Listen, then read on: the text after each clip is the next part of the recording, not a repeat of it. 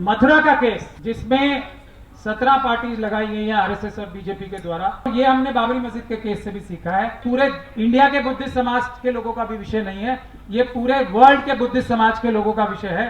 तो इसमें कोई सेंट्रल कमेटी बननी चाहिए जो एक स्टैंड ले। अगर कोई भी लड़ाई इस तरह की जीतनी है जो बहुजन समाज के लोगों की है, तो वो 80% सड़क पे लड़ी जाएगी और 20% अदालत में। सबसे पहले तो जो ये केस सुप्रीम कोर्ट में चल रहा है, उसके बारे में मैं ये बताना चाहता हूं कि मुझे मुस्लिम समाज के इस प्रकार के केसेस का एक्सपीरियंस है। उस एक्सपीरियंस से सीख के मैं आप लोगों के सामने स्ट्रेटजी बनाने के लिए कुछ सलाह देना चाहता हूं। अगर आप लोग उस पर गौर करें तो बहुत मेहरबानी हो। बाबरी मस्जिद का केस जो मुस्लिम समाज हारा, मैं ये नहीं कह रहा कि जजेस बहुत न्यूट्रल थे उसमें और जो भी हुआ वो सब दुनिया जानती है, लेकिन मुसलमानों की तरफ से भी जो पैरवी की गई वो मजबूत पैरवी नहीं थी। इस बात को कहने में मुझे कोई शर्म और गुरेज नहीं है। अगर आप लोग चाहेंगे तो डिटेल में मैं आपको बता सकता हूं, लेकिन वो उसका समय यहाँ नहीं। उसी प्रकार से जो केस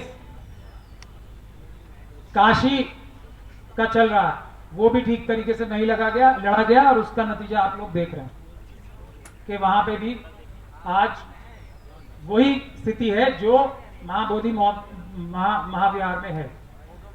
मथुरा का केस जिसमें 17 पार्टीज लगाई गई हैं आरएसएस और बीजेपी के द्वारा, बाबरी मस्जिद में भी 2 या 3 थी और काशी में भी 2 या 3 पार्टीज हैं, वो केस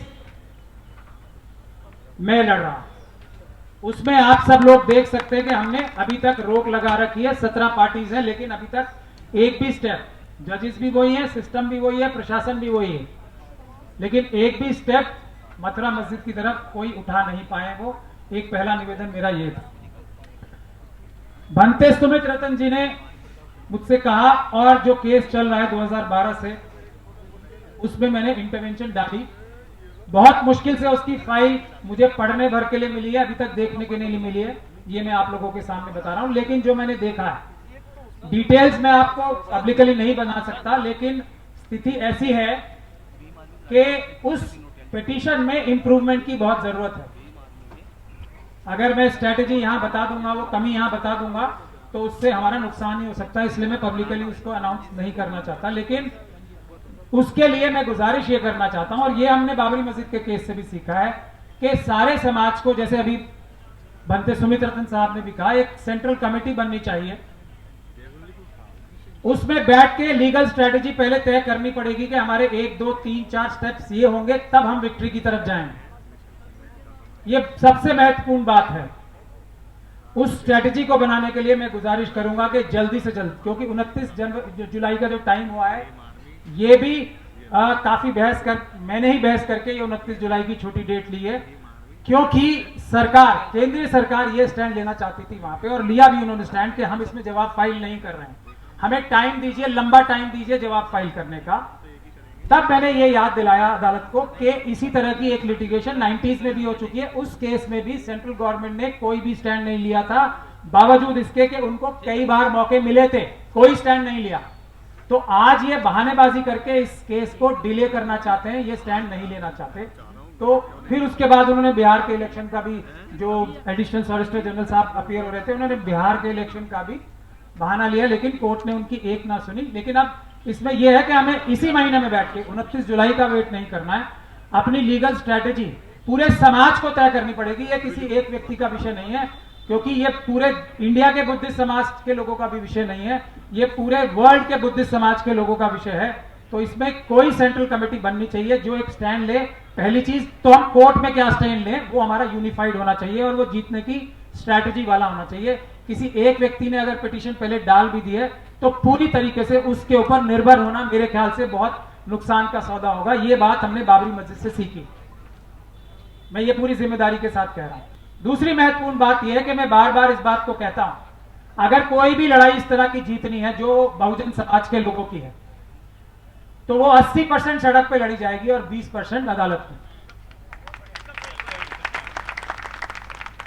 ये जो बीटी एक्ट है, बोध गया टेम्पल एक्ट जो है मैनेजमेंट कमेटी के लिए, इसका एक बहुत अच्छा सॉल्यूशन है जो आउट ऑफ कोर्ट भी है, वो सजेशन देके बस मैं अपनी बात खत्म करूं।